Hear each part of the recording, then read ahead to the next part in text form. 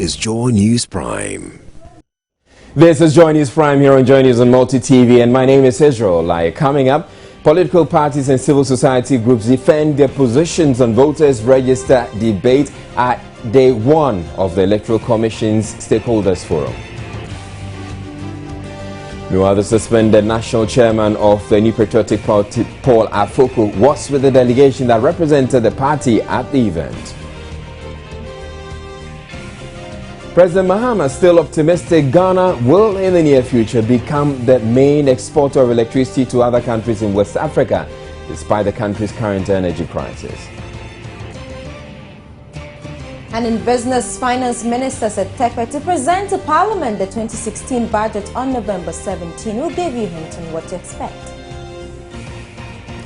Also in the bulletin, Ghana Education Service pushes for the prosecution of teachers found to have used fake certificates to get jobs and promotions. In the second hour of the bulletin, we bring you entertainment, sport and the feedback segment where we read your messages from social media. This bulletin is also available across Europe on ABN television. Stay tuned.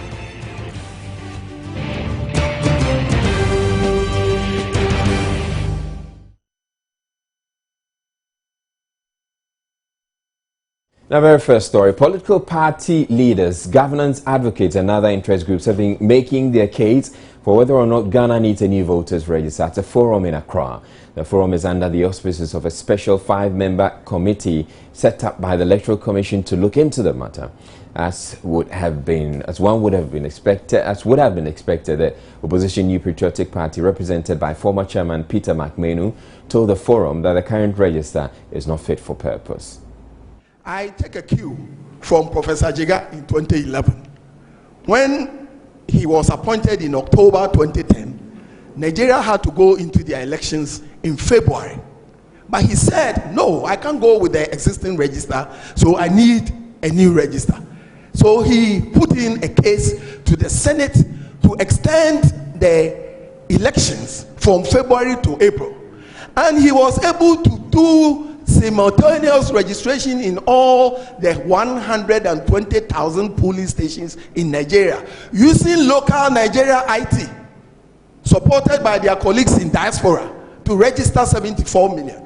This is a feat that even the Princeton University has championed under their platform, Innovation for Successful Societies, because it's a worthy thing that the Nigerian people did, and they have been commended. And we have IT people around this country, young men and women from USD. You have one sitting there, Dr. Kwenu, who can lead that case and produce a credible and viable register for us, so that Princeton University will also quote Ghana's voter registration process as they did to Nigeria. And on the simultaneous registration, I think that Ghana under Dr. Afrejan sent ballot boxes to help our brothers and sisters in Sierra Leone when they needed it.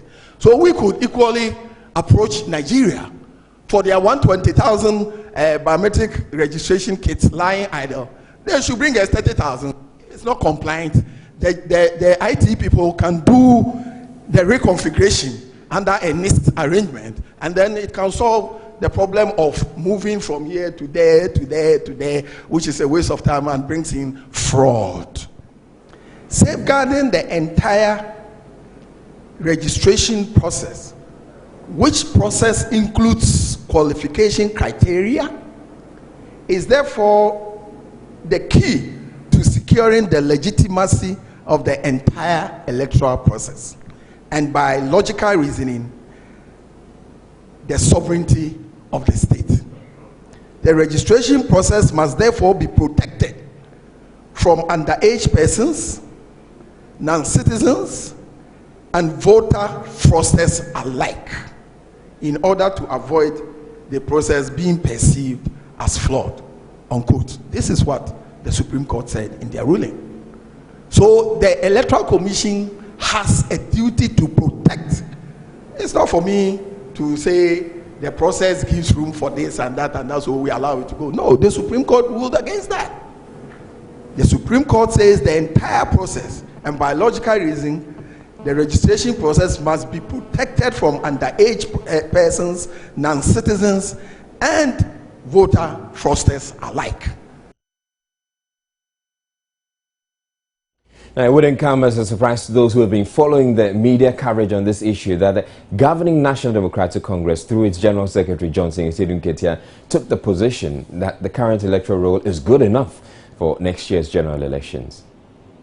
The current biometric register must be maintained, and the traditions and conventions of periodic review by way of deleting names of dead persons and inclusion of new eligible voters, which eventually culminate in the replacement of the entire register every 10 years, must be maintained and respected.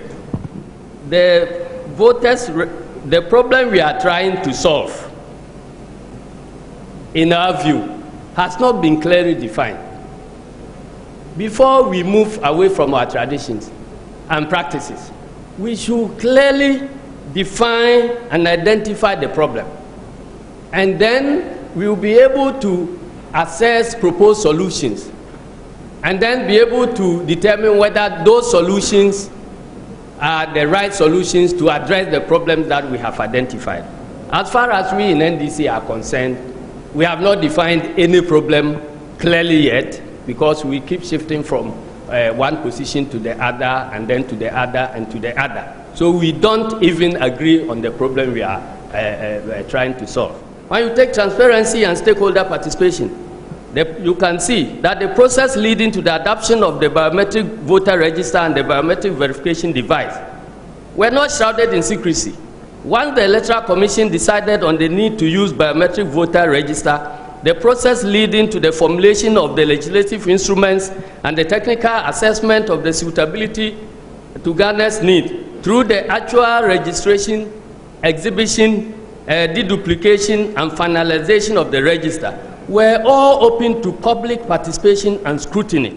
It is also on record that a deduplication process involving stakeholders was also carried out to purge the register of multiple registration. And I beg to state that at IPAC, the group we put together to support the Electoral Commission in the deduplication exercise included my honorable friend Peter McMenu, who just did this presentation. And then on our side, we had Gedel. They all collaborated with the Electoral Commission to go through the deduplication. So if you have been assigned a duty to do, and you couldn't complete it in office, and you find some more names in the house, why wouldn't you send the names there so that they are deleted?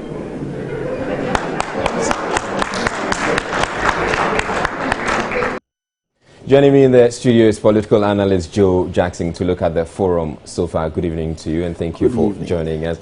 Now, the positions of the two main parties didn't surprise you today? No, nothing has changed. I mean, the truth of the matter is that we have to also recognize that this current exercise is to inform the public and also for the EC to be seen to be doing the right thing.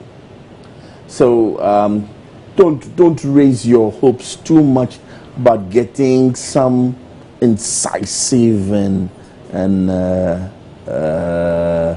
what do you call it? Are you by that suggesting that the EC is probably just doing something for the show? You see, and nothing may come out of it? No, that's not what I'm suggesting. I'm suggesting that justice must be seen to be done. So this exercise, I do understand the EC's position, because they must put up a show to show us that they are doing something. But that's what it is. This is not what is going to decide what's going to happen. They've already made up their mind. Is that what you're saying? Listen, what submission was made today that was not available before that? Has anybody introduced any new information? I'm thinking that the bit about what Peter McMenu had to say, that we should, because he was asked for solutions or the way out, and he was saying that let's look at the Nigerian example, where the Electoral Commissioner decided that we should have a PVC voter, permanent voter ID cards. That's not, forgive me, that's not groundbreaking, or I'm not jumping up and down with joy because of permanent voters ID card. That's in something that's, and anyway, my view is very simply this. It is not the register that is flawed, it's the process to get the register that is flawed, and the process to continuously update the register that is flawed. If we go through the motions of having a completely new register and we stick to the same thing, trust me, 4 years from now, God willing, we'll be here dressed the same way, saying the same things, slightly different actors, but nothing would have changed. Are you saying there was nothing in the presentations so far that stood out for you? Nothing. Absolutely nothing. We knew what the positions were. What disappointed me a bit was the descent sometimes into playing to the gallery. But on hindsight, why am I complaining? This whole thing is to the gallery. So maybe we shouldn't be complaining. But the truth is that nothing has changed, right? And if I was on the panel, I would understand that this is for the public to see what we are trying to do. And I will go home and take those submissions and look over them and come and give my opinion. All right. I'd like you to hold on for a moment. We're going to take one other view from the forum. Maybe that will surprise you or that will excite you. Still at the Voters Register Forum, the Institute for Democratic Governance has taken what appears to be the middle ground in suggesting that neither the MPP nor NDC's proposals would produce a credible electoral roll. The Executive Secretary of IDEG, Emmanuel Akwete, told the forum in Accra that the third solution, which involves fresh policy interventions, could be the way to go. Use of voters' cards that will help bring the bloatedness down is that probably before 2016 or before the registration does, the EC and the parties and probably Parliament should decide that you cannot use the voters' card for anything other than for voting. So it is no longer a multiple card. What you replace it with, you know, is you find it. But I think this will check people going in to bloat the register, and massive education on that would help. We also think that probably the EC should come up with a policy guidelines for people who have smartphones to use in areas where they suspect crime or offenses, electoral offenses are being committed. Take the photographs and have a way of transmitting it to a database. Actually, if you talk to India, they would help you, because India, 1 billion people do that in their elections. So for us in CFI, and IDEG, we sincerely believe that there is a third way to solve this problem. It is in the national interest, it will go faster, we will use resources in a targeted way, and it will benefit all of us mutually without any such political opportunism, one way or the other. All right, now the third way being suggested here quite agrees with what you were intimating earlier, that the processes. Yes, but I disagree with everything he said. Why? Number one, and this is very fundamental, I disagree with the fact that our voters' ID card should be for voters only, voting only. I think the card should be used for multiple purposes, and to give and those multiple purposes will drive the incentive to keep that registration process clean and working, and to make sure that one of the easiest ways we can identify a non-voter is really that his card has been dead for years on end, right? Hasn't been used in for any transaction or on any platform. That if you ask me, the ideal card should be your national health insurance card. It should be your social security card. It should be your national ID card, and all those processes, and then so that we don't spend money on all these duplications of systems that we have. That's number one. Number two, on the issue of taking your smartphone and taking a picture, I have news for you. This was done in Kenya 8 years ago by a team made up of Ghanaian software developers. It's been used worldwide. It's called Ushahidi. The people who made it, the team who made it, they are in this country. It is available. It was used for the Nigerian election 4 years ago. So please, it is available. It's nothing new. Again, we're playing to the gallery. All right. For you, you feel that, or you seem to be going along with the PPP proposal or proposition that we have a national ID and use the national ID for all these purposes. Fantastic. That's exactly what I'm saying. Have a national ID. That national ID should help identify my phone numbers. The national ID should help for my financial transactions, should be for my national health, should be for my social security. All right. And multiple purposes. There are cost implications between now, and there's also the time factor. Do you believe that between now and the time for the election we can get to do this? Now, that is $1 million question. The elephant in the room that doesn't seem to have had as much significance is this. Suppose we all agree that our register is flawed. Suppose we all agree on a set, and I'm saying this one very cautiously, we even agree on a set of processes to clean it up and to keep it clean. Where's the money coming from? Where's the time? We have barely 13 months to go. And remember, this is not a process where you go and select a sole source and this and that. That will open yourself to a lot. So tendering, developing the document. But it is possible. If we have the money. Well, the window is closing day by day. Window is closing every day. The window shuts a little bit more. And I assure you, by the time we hit February next year, the window will be shut. Completely. Thank you very much, Joe Jackson. Joe Jackson is a political analyst who joined us to analyze the EC's Stakeholders Forum on the Voters Register. We're taking a break on Joy News Prime. When we come back, we have more news for you. Please don't go away.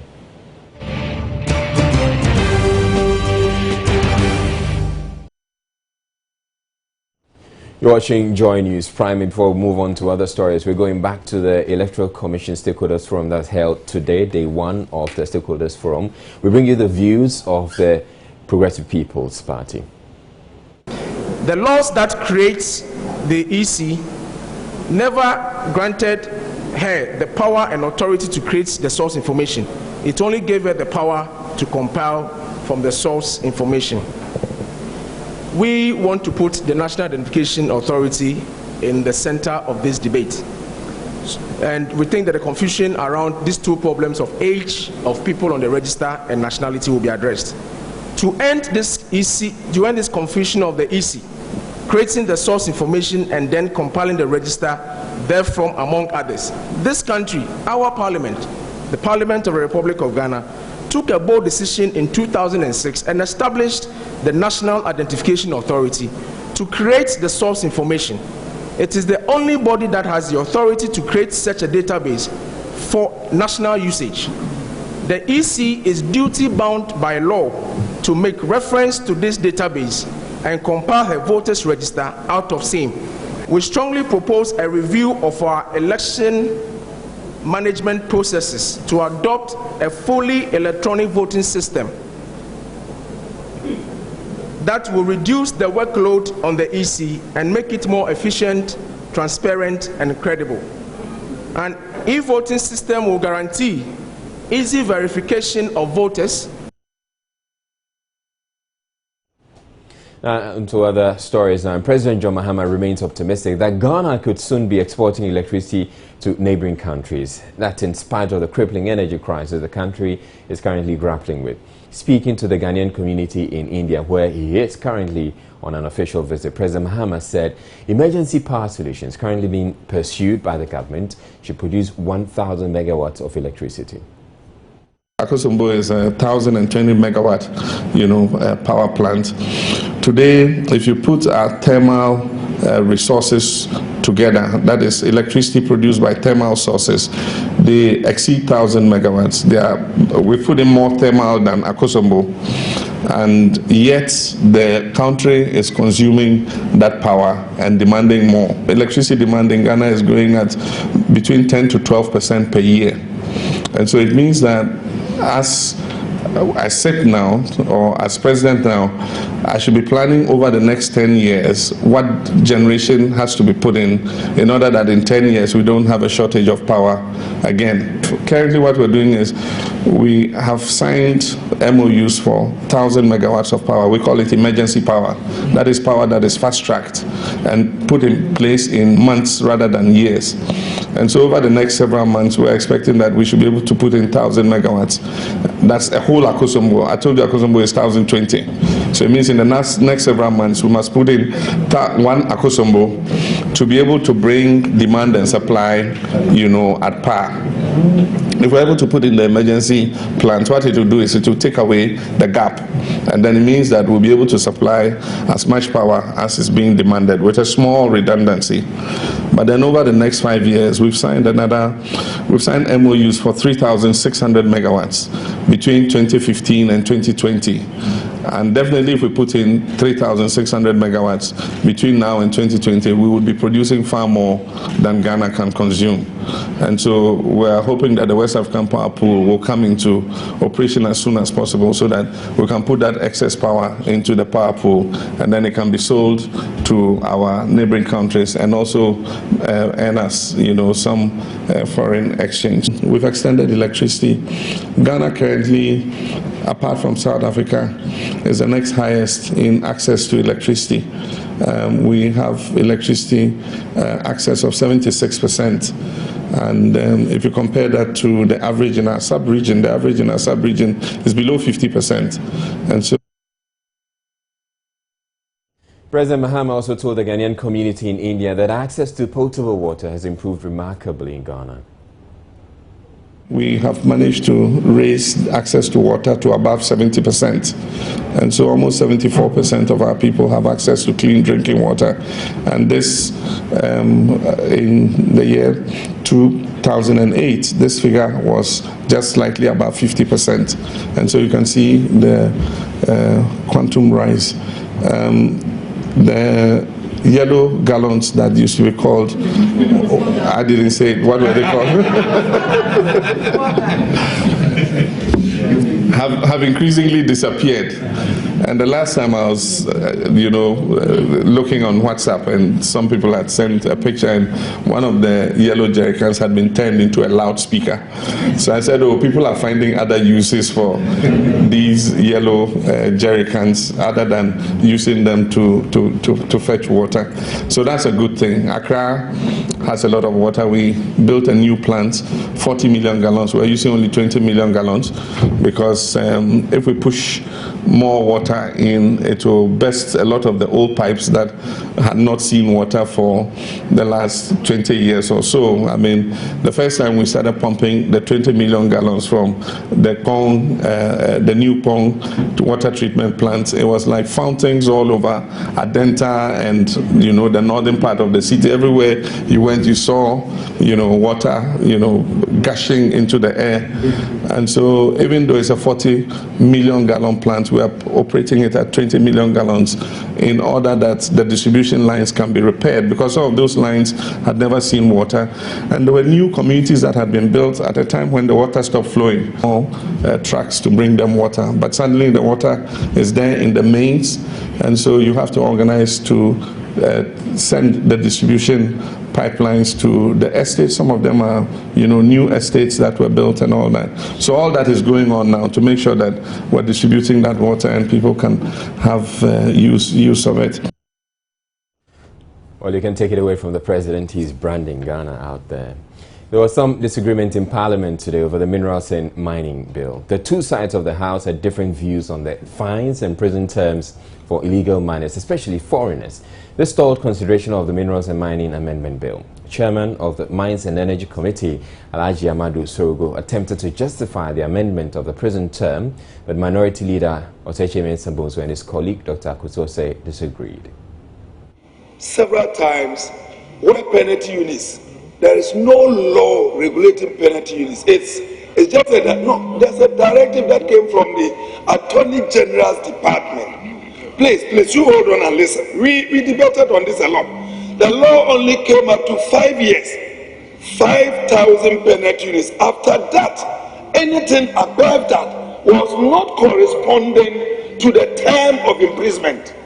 Mr. Speaker, this issue came up, we debated it on a number of, especially with regards to the bills that came up through the Finance Committee, the Income Tax Amendment Bill, the Excise Duty Amendment Bill, the Customs Amendment Bill. This ran through.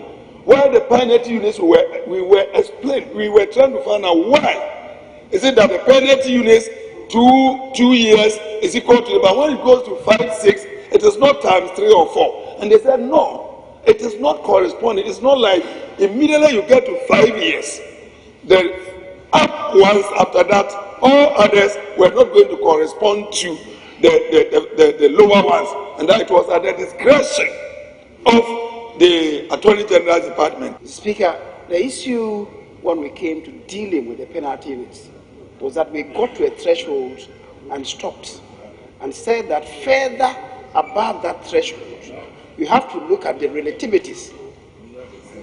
But for him to say that the relativities don't matter, that when you cross the threshold, then it becomes discretionary.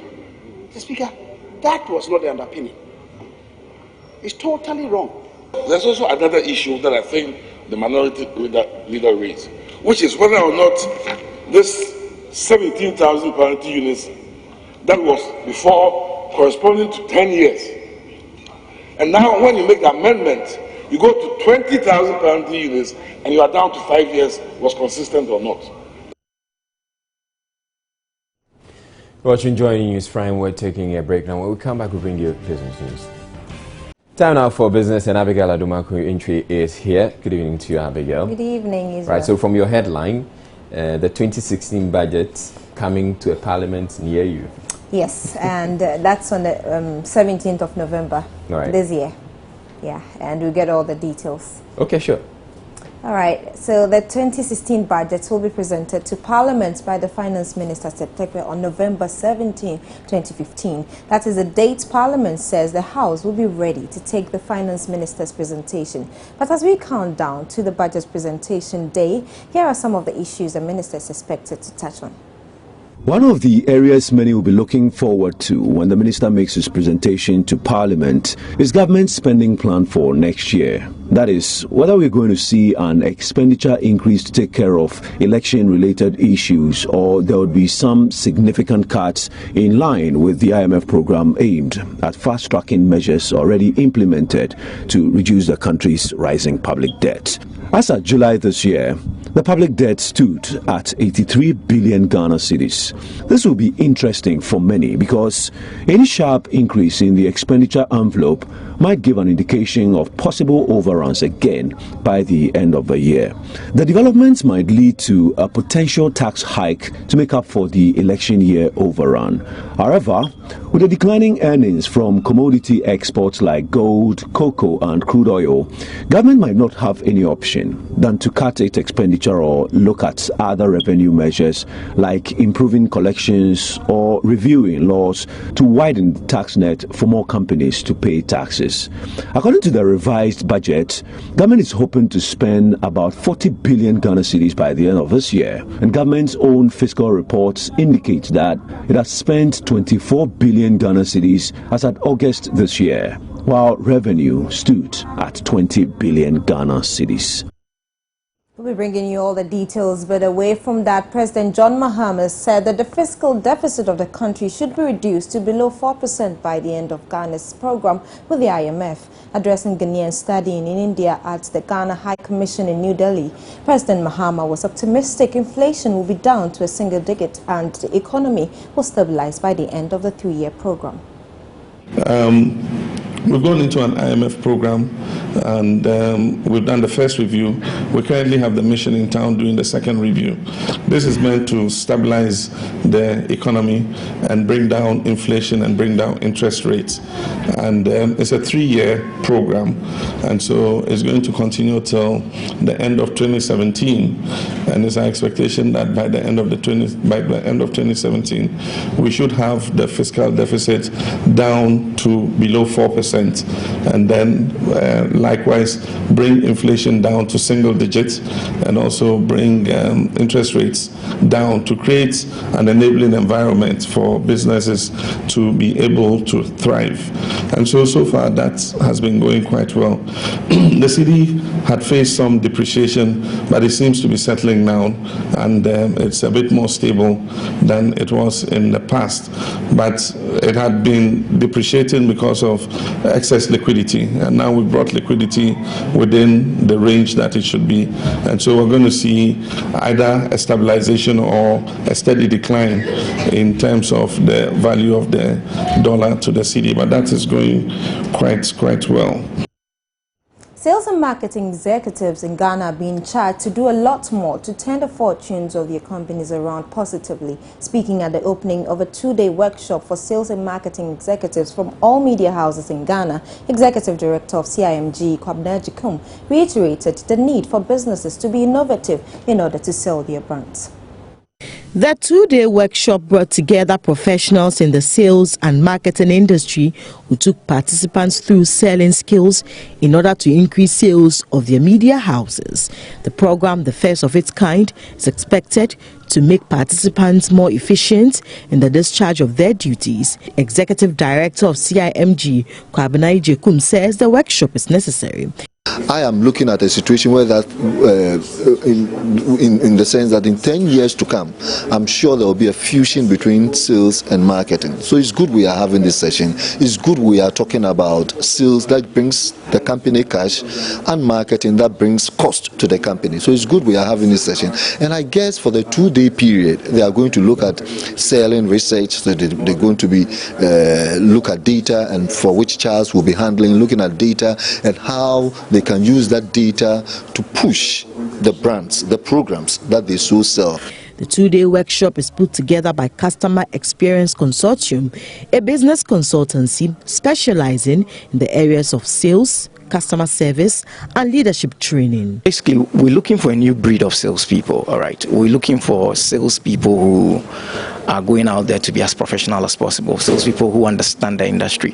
This industry has changed, and as the industry changes, you cannot do the same old selling. You cannot go out there and expect people to run after you. You must have selling skills that would actually push people to buy what you're offering, because nowadays people are more concerned about what the content that you're putting out there, and people are sponsoring content as opposed to those days where people were sponsoring or people were putting ads based on the brand of the media house. These days the media houses know that the brands are now being owned by the consumers. The overall objective, he adds, is to kickstart the careers of sales personnel who are new to the industry and have had no proper sales training, and revive the fortunes of veteran sales executives whose sales figures have stagnated due to a lack of fresh ideas. Now, the next time you turn to a commercial bank for a loan, you are likely to be turned down or told, sorry, come next time.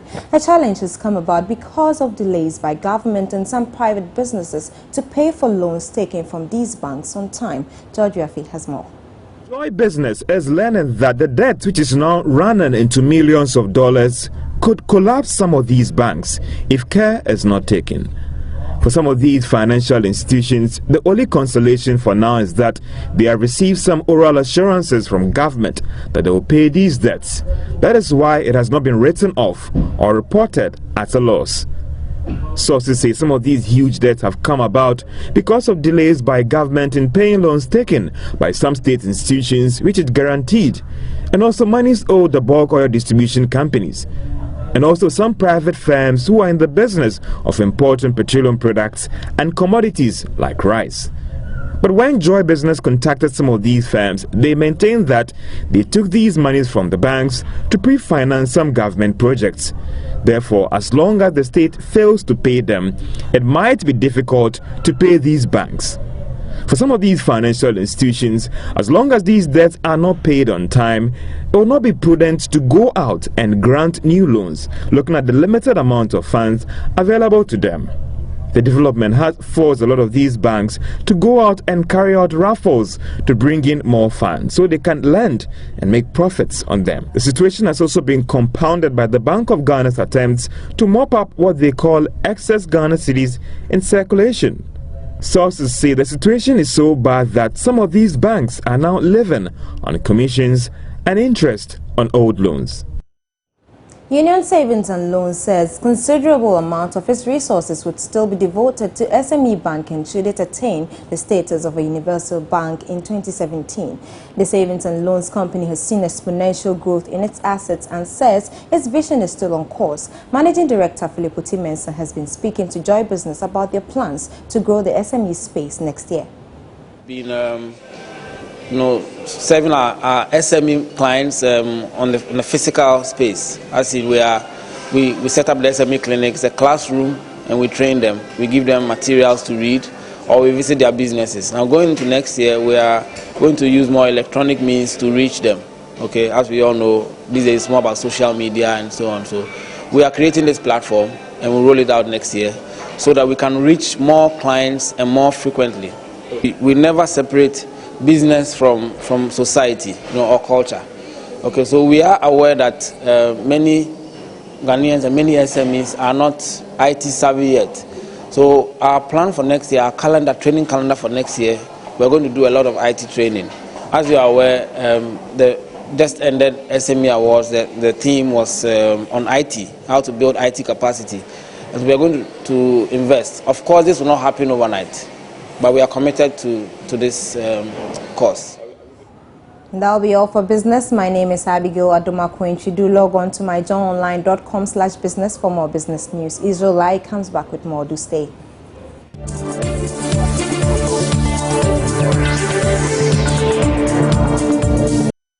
Right, and Member of Parliament for the Adenta constituency, Emmanuel Ashimo, is fighting to hold on to his seat as three formidable candidates work to unseat him at the NDC's November 7 parliamentary primaries. Well, for now, we don't know whether the date will be changed, but in our NDC primary diaries today, Kwacha Frenuyama of our political desk takes a look at one of the seats the governing party will be aggressively aiming to retain in the 2016 elections.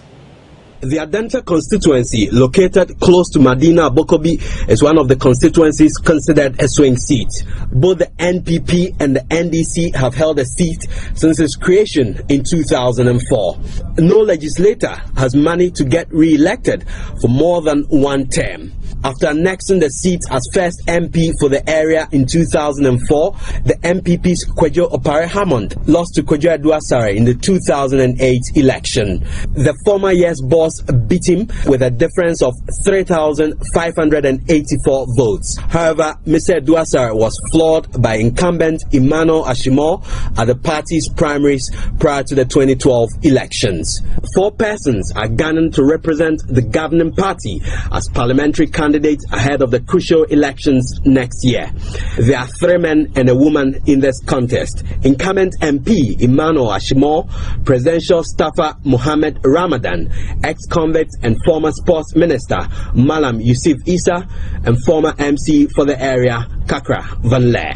The current Member of Parliament, Nia Ashimo, believes his track record since assuming office in 2012 will do the trick for him. Today, when you go to every home in Adenta, water is flowing through everybody's pipe. Most of them come in, they're going to waste their money. I'm a Member of Parliament as I sit down here, so I can pay school fees for 1,000 people every quarter. I have allowances, I have my salary, I have my per diems, I have my sitting allowances. Mr. Ashimo has been fiercely criticized by some of his opponents over what they say is his poor command over the English language. But to him, those concerns lack merit.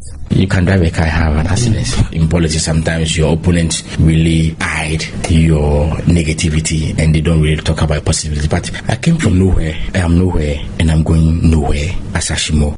Another man gunning to represent the people of Adenta in the 2016 election on the ticket of the NDC is Mohammed Adamu Ramadan. The management consultant is a presidential staffer at the Flagstaff House. Mr. Ramadan is from a political family, as his father, Alhaji Ramadan, is currently chairman of the PNC, and his younger brother, Abu Ramadan, the youth organizer of the same party. Interestingly, his sister, Samira, is married to the MPP running mate, Dr. Dr. Mahmoud Baumia. Mr. Ramadan, who has vowed to campaign on his own record in the NDC, says he wants to, quote, consolidate the Adenta seat for the governing party. I want to consolidate this seat for His Excellency the President. When you listen to what people say on the ground, it sounds as if we maintain Ashimo, we might lose the seat. 2016 is a very crucial election. We need somebody who has what it takes to draw more votes for His Excellency the President. The only woman in the contest is former MC for Adenta, Kakra Van Leer. Her disagreements with Mr. Ashimo while in office are well documented. She insists that the Adenta water project, which Mr. Ashimo touts as his major achievement, was her initiative. Ashimo never initiated any water process in Adenta. He only came and met it. That is very unfortunate that the Honorable MP should take credit for something that he had no clue. You understand? The fact that he went and stood in Parliament and at one point in time made some issues concerning the water, that doesn't mean that he brought water to Adenta. Then there's the ex-convict, Malam Ali Issa, the former sports minister. Malam Issa was slapped with a 4-year jail term for failing to account for $46,000 meant as winning bonuses for the Black Stars. The former PNC stalwart believes his criminal conviction will rather boost his electoral fortunes. In life, in an attempt to think you want to destroy somebody, you rather turn out making the person great, and that is my situation. But anywhere you go, you meet 100 people, or let me put it with 10 people. When you mention Malam Issa, at least those who don't know me will want to take out their net to look at me. Is that the Malam Issa? It has rather made me more popular. I think I have a lot of sympathy. This is certainly one contest to savor, and we can't wait for November 7. For Joy News NDC Primary Diaries, I am Kwache Afreniama. It certainly looks like a showdown in Adenta come November 7. The Ghana Education Service is pushing for the prosecution of teachers who enter the profession with fake certificates. Other teachers who allegedly secured salary upgrades with fake certification would also be made to face the law. The teachers were exposed during an ongoing verification process aimed at cleaning the payroll. Public Relations Officer of the GES, Reverend Jonathan Bete, says one out of the 114 teachers has been handed over to the BNI, and that the Brong-Ahafo region had the highest number of fake teachers.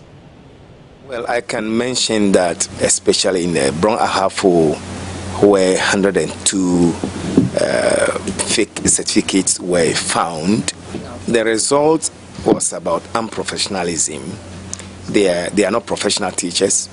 Some were using forged certificates. Some certificates were not their own certificates. We've realized that in the system, that they are using family members' certificate to gain employment. They entered into the service without their own certificates. Some people have also gone to the universities for further studies without a good certificate. And we have not ended over there. We are believing that we will continue with the process, and more figures will come. If they are in the system, more figures will come. If we're going to prosecute them, or they are going to be dismissed from the system. For now, that decision is yet to be taken by the higher authorities. Yes, it's a fact that some are on the run because they felt that they were guilty. So we will make sure that we catch them. We fetch them from the system, that 102 from a region, and we are believing that more may be coming out. And the recent one that has been arrested at the headquarters is also one. And there was another 11 also that they have identified as a result of the check. By the end of this verification exercise, a lot will come out. A lot. I'm believing that a lot, because if that comes from a region, one region, then what about the 9 region? The 9 region, we will come out, we will fish them out, and the drastic measures will be taken against them. 2 children of the Dobile Presbyterian Primary School in Wa met the untimely death when they fell into a septic tank. The 2 were on a fishing expedition. People in Dobile Zindeli in the Wa municipality of the Upper West region are in a state of shock and disbelief following the drowning of 2 children in a cesspit in the community. Fauzan Dauda and Moses Kweku aged 8 and 9 respectively, defied their mother's instructions for them to babysit their junior brother and instead went on a fishing expedition. They fell in a cesspit partly filled with water located at the back of an uncompleted building. Awusatu Dauda is mother of the two boys.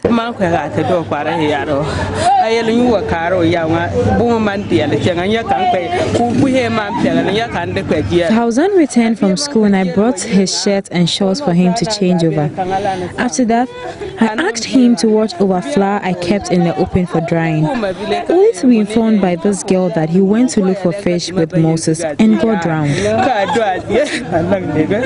The incident brought several residents to the scene. The residents tried on their own to retrieve the bodies from the sink until personnel of the Ghana National Fire Service came to the scene to retrieve the two bodies. The two bodies were conveyed to the Wa Regional Hospital by the Wa Police, where they were pronounced dead on arrival by doctors. We bring you international news next, but still to come in the bulletin. Accra High Court has acquitted and discharged the head pastor of the International God's-Way Ministries, Bishop Daniel Obinim. We'll be back in a bit.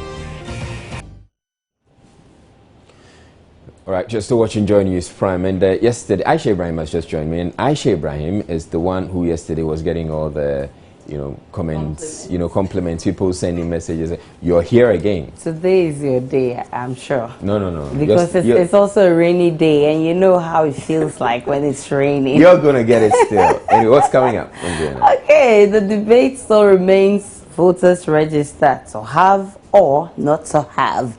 Well, the ruling NDC's General Secretary insists Ghanaians can never have a clean voters register. When we entered here, up to now, new names of dead people have been introduced on our register because Ghanaians continue to die. Let me cast your mind back. You remember Bishop Daniel Obinim, founder of the International God's-Way Ministries, who allegedly assaulted a Hot FM panelist a few years ago? Well, he has finally been acquitted and discharged. And you know there's been lots of confusion regarding the safety of palm oil sold on our markets. Tell us how you are able to differentiate between pure and adulterated palm oil. Join this interactive segment is brought to you kind courtesy Airtel. My name is Aisha Ibrahim. Let's get interactive when I return within the hour. And certainly Aisha Ibrahim will be coming up in about 30 minutes with all those interesting bits of news out there. But also coming up in the bulletin, we have entertainment, we also have sports, all coming up. Stay tuned.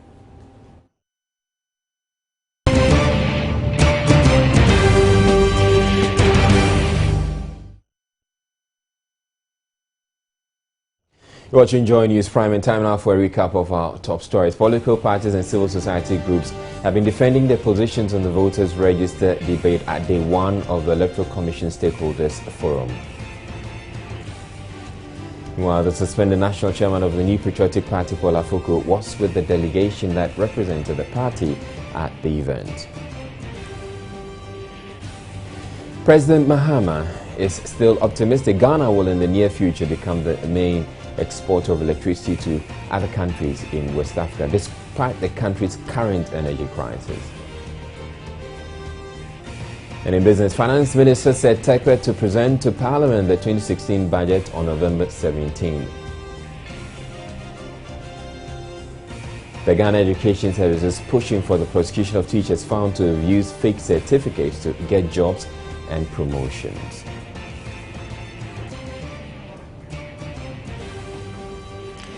On to the rest of our stories now. In the Urban Roads Department has justified ongoing roadworks in parts of Accra, which has seen the installation of medians and pavement. Officials explain traffic management works would enhance traffic flow in the city.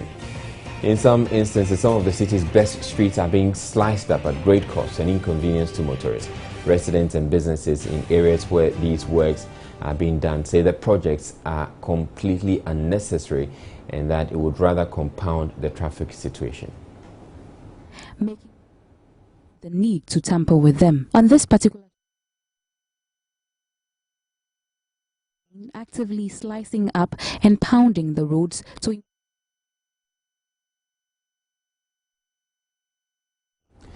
Chief Engineer in charge of traffic management and road safety, Patience Oni, however, insists the project will make a difference.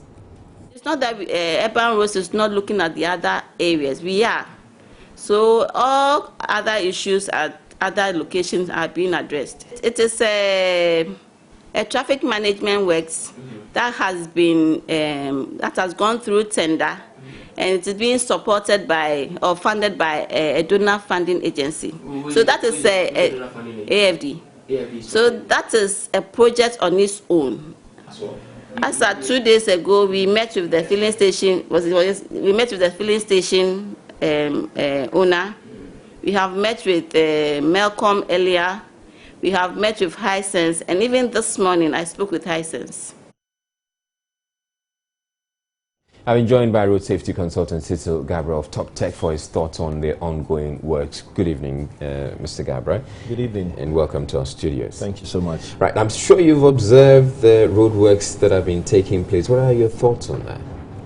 Well, I have seen them. I naturally feel they are necessary. I mean, if you look at the width of roads itself, in Accra particularly, but the width of the road itself must be 12 foot. But then 12 foot? 12 foot. This is the standard all over the world. But then if you look at what we have here, it is totally less than 12 foot. And you would realize that, I'll give you an example like the Accra-Teshi Road. There is nowhere else that you can park your vehicle in case of any breakdown.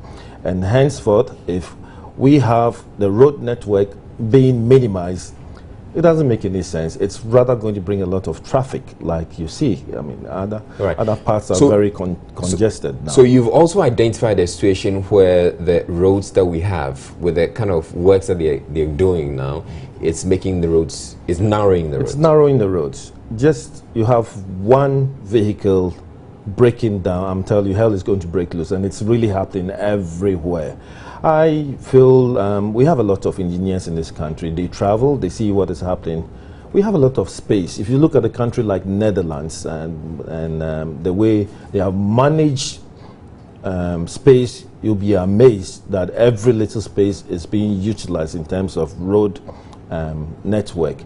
But then here we have vast roads, and again I'm using Teshinunga as an example. You have a big island, and then the roads are narrow. And then if you go ahead to construct any boulders to divide and redesign the roads, definitely you are going to bring a lot of traffic. If you look at the country, Ghana is rich in terms of natural resources and so on. But then if you look at our road network, it's the poorest. Okay? Everybody lives everywhere and then congregates at one place early in the morning. I was coming here, I spent almost like 45 minutes. Drainage system so bad, and you will ask yourself, what is really happening? Small range trouble. Are you suggesting that the monies that have been used to construct these, to do these enhancements, should have been properly channeled, probably into drains? And exactly, so it could have been used for something which will, ease the traffic in Accra. I have said in your station about 5 years ago that Accra will be at a standstill very soon because of traffic conditions. And these are some of the issues. I mean, vehicle population is moving at about 15–17% per annum at the moment. Everybody needs a vehicle here. Why shouldn't we rather channel the money into something else like a train system, a tram system, where we will all be part of it, patronized, to reduce the traffic, right? I feel it's total waste of money. And I'll take this advantage and then ask you to do a story on train system here. As I use the Teshi-Nungwa Road every day in my life, you see people struggling for this one single train. Train stations must be done so well.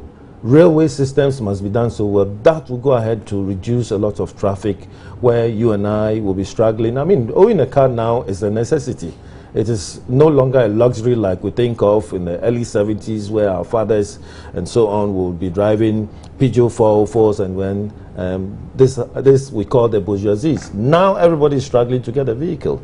As we are sitting here, your staff, everybody living here will go by road transport. If you have the tram system, I think this is going to go a long way to reduce all these congestions that we see. Until that happens, let's still stick with the roads and the ongoing works that are taking place. One of the things that's happening that I would think that it's exciting is the fact that we're installing pavement, which we used not to have. That's a good thing. Very good. Pavement, I do not have any problem with that. We need to have a lot of pavement, and we need to educate people on even how to cross the road and use the pavement. It's a good thing, but not what we see where boulders are put in the middle of the road and then traffic is diverted whether you like it or not. At certain areas like Beer House, where you have what's it called, that tall building, right, where it's divided the road. Silver Star Tower. Right, I'll give them about 60-70% because there's a lot of congestion and people turning left and right. This is fine, but not on roads where I feel are not necessary. And then you put that boulders there, that of course will generate an issue of traffic congestion. All right, thank you very much, Cecil Gabra, for joining us and for sharing your thoughts on the subject with us. You're watching Joy News Prime, and Accra High Court has acquitted and discharged the head pastor of the International God's Way Ministries, Bishop Daniel Obinim, who has been on trial for assault. The bishop was alleged to have attacked the Accra-based radio station in August 2011, supposedly destroying property during a live discussion about him. The bishop denied the allegations, stating in his testimony that he went to the station to clarify issues on the claims that he had been unfaithful to his wife. After listening to all arguments, the presiding judge, Justice Abdullah Idrisu, freed Obinim, explaining that the prosecution failed to provide credible evidence against the bishop. Two associate pastors of Obinim were also acquitted of charges of conspiracy to assault, unlawful entry, and assault. The judge said the evidence before him did not prove that the suspects unlawfully entered the studio premises. Justice Idrisu also said the state failed to provide evidence to show that the suspects were the ones who caused unlawful damage to the property of the station.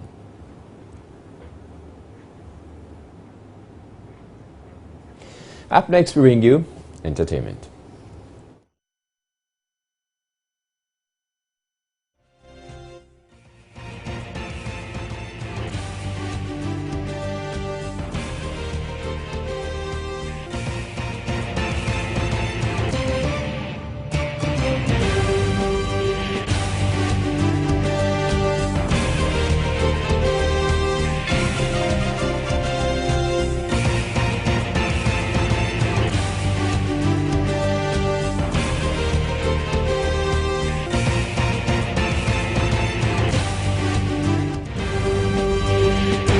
For entertainment, and Miss G is here. Good evening to you, Miss G. Good evening, Easy. Right, unfortunately, we're starting on a rather sad note. Yeah, because we woke up to a very sad news today that our own Britain is a British actor but Ghanaian by birth, and he committed suicide. Apparently, he jumped off a bridge, and even though 7 policemen tried to stop him from jumping off or talk him out of jumping off, he didn't budge. Oh, so they actually saw him? Yes, they did. To jump off. Exactly. And you know, a lot of people have been pointing in messages for this guy who is called Sam Sapon. Actually, in 2013, I saw him in a video presenting the award to the best international act at the BET Awards. Okay. Then it was won by, he also featured in Everybody Hates Chris. So everybody's wondering why he would want to take his life. Well, I've been seeing quite a bit of outpouring on social media, and most of the people who are talking about it,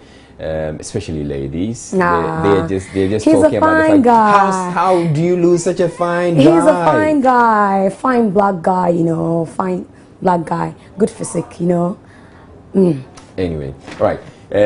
From one sad story to another. Bisakade's mom passed away. We know we've been aware of the fact that she's passed for a while now, but probably she's been laid to rest. No, the funeral actually comes off this weekend. Oh, this week. Starting tomorrow, and so the keeping a week tomorrow, and then they'll lay her to rest on Saturday, and the other I bet rights will follow. Becca is going to be one of the chief mourners. Sure, she is. And talking about Becca, Mr. Kede has a song titled Mansa.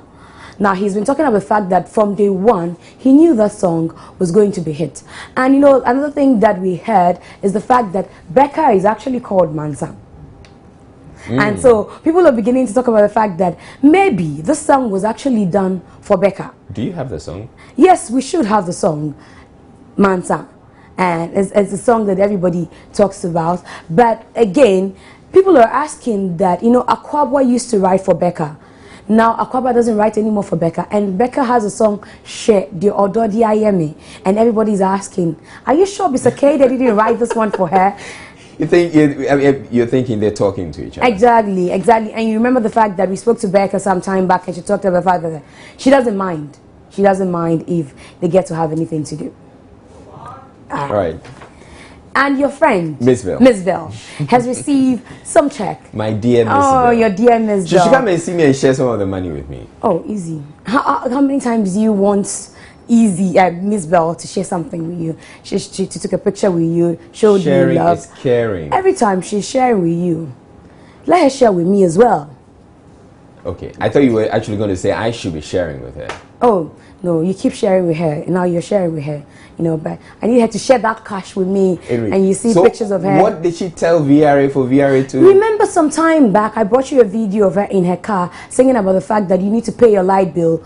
Oh, yeah. Exactly. And the fact that if you want Doomsor to stop, you have to, play your role as a citizen of Ghana. So I think that because she's waging a campaign, the VRA thought it necessary to get her on board. And so they gave her some money for talking about Doomsor and electricity preservation as well. So she got some good money for that. You see, what's curious about this is if I had seen the VRA and talked to them about doing advocacy for Doomsor and I'm taking money, people that have said I've taken solid. No, because you wouldn't have done a song for them. Yeah, but I would have been doing advocacy for them. How? Talking about it. When? On TV. And yet people will say, yes. How would you talk about it? I've taken solid. Miss Bell has taken solid. Miss Bell hasn't taken solid. She sang about it. She preached about it. You might just be doing a news story and say, okay, and everybody's, it's one of those things. It's just telling us the news as usual. Miss Bell has taken solid. She has to come and share the solid with me. No, with me. All right. And then I decide what I want to give you. That's fine. That's fine. No, can you imagine Northwest telling paparazzis off? Northwest. That's a baby. Exactly. She says, I said no pictures, please. Oh, yeah? Already. She's grown, But let's take a look at Northwest telling paparazzis off. She's already a diva. You know the fact that... no pictures, please. And they'll say, hey, shut up. But Justin Bieber...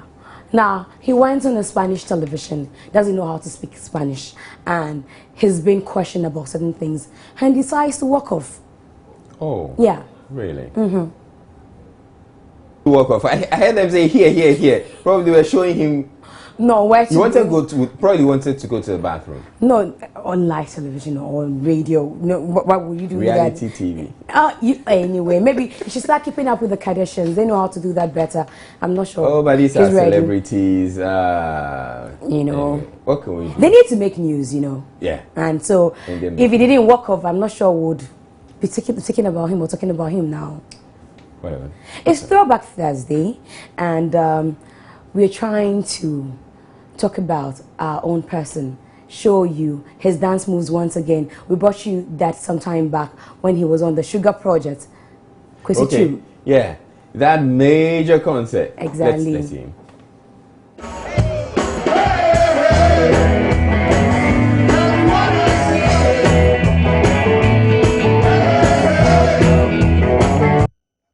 Our CEO's got groove. He has. Yeah. He has. My CEO can groove better than your CEO. He's hotter than VS. Definitely. Thank you very much, Miss G, for bringing us entertainment. Thank you, Evie. And looking also lovely. All right, we're taking a break for after entertainment, but we have sports coming up. We'll come in Juman. Please stay tuned.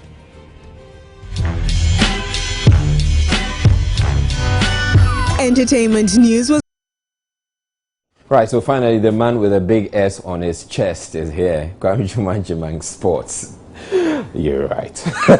What's coming up on sports? Well, it's been a week dominated by Kenichi Yasuhachi. You mean Kaneshi?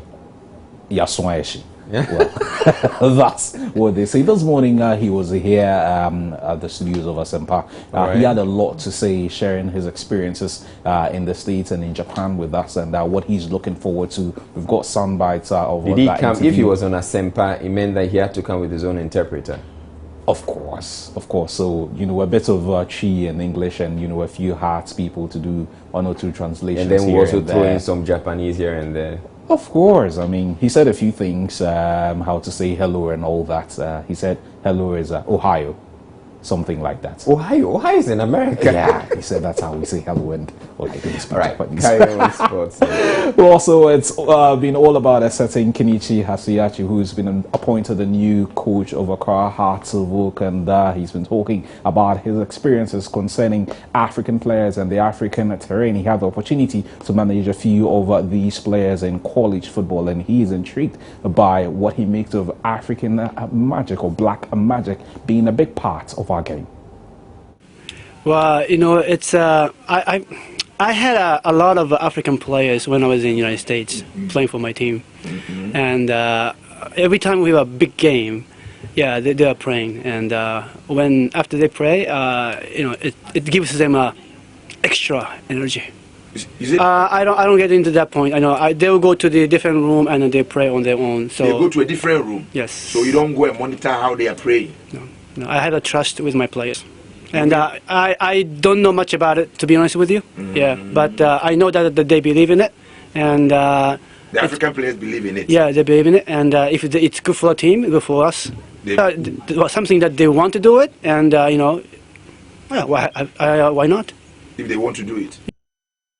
Well, as long as that's going to be contributing to results, I'm sure he probably doesn't care. Well, he says he's going to be winning the league and the FA Cup in his first season at the club, which will commence sometime in December. He's looking at accessing these players and which of them will be good enough to play for the Phobians next season. You have to see the players and see their quality of each players and what kind of combination, what kind of system, what kind of philosophy of play suits them most. Okay, but what is your ideal philosophy? I don't have ideal philosophy other than that I want our team to have strong discipline, work hard, work as a team, and then a good balance of structure and individual play, both in attack and in defense. I'm in a club right now that I know no players at this moment, other than the fact that I had 30 minutes this morning and I had a good chemistry with them. I had a good vibe